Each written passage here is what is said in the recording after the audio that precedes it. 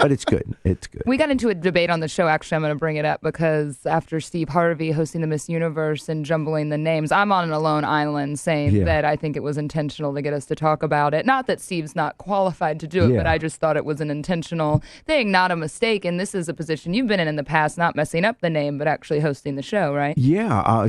Back in 2008, I think it was, I hosted Miss Universe pageant. You did? And actually, we did it from Vietnam. We were in Vietnam. That's what it was. Because I always tell people, I've been to Nam. But you're a host of Miss Universe. I don't like talking about it. I mean, in the middle of the night, I still wake up, in sweats, going, "Oh, Miss Venezuela, Miss Venezuela." So, How hard is it to get the winner correct? Could you see him messing it up the way he did?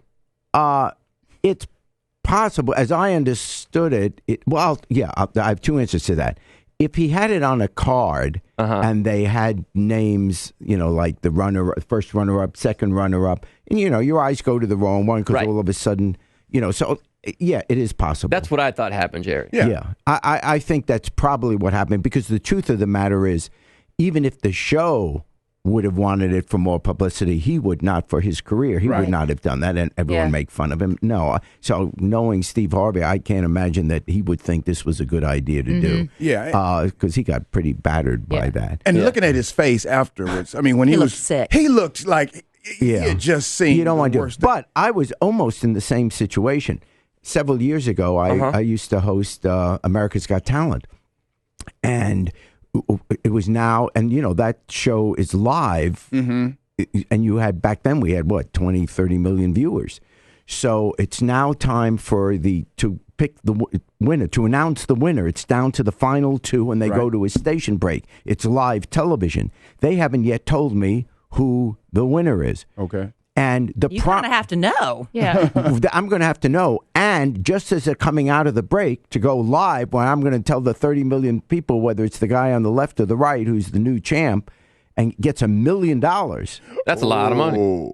The prompter goes down. And all I see is the guy behind the camera, the stage floor manager, going stretch. Yeah. Stretch what? How do you stretch? And I started talking about, what I did when I was 7 years old. How you got going?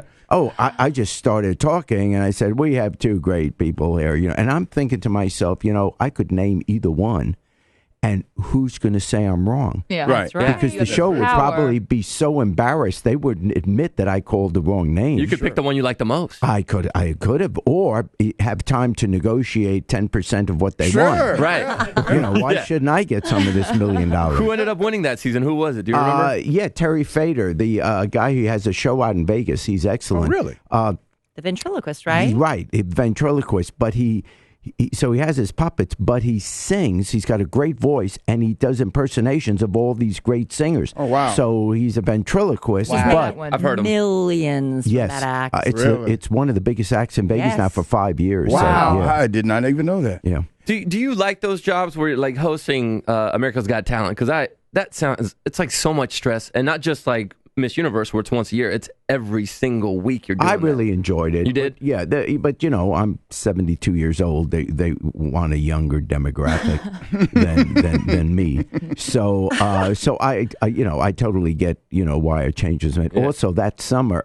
The summer of 2009, I couldn't do the show anymore because I was on Broadway doing the musical Chicago, and that was a once-in-a-lifetime opportunity. So, and that's when Nick Cannon saw his window of opportunity. Yeah. And he does a great job, and he's younger, he's more hip, he's more. I mean, I get it. So it's if I were producing, it's all about the shoes. Yeah, he does have some nice shoes. What have you not done in show business, Jerry? I mean, other than I have never been a woman. you've never been a woman, okay? Well, once, but other than that, yeah.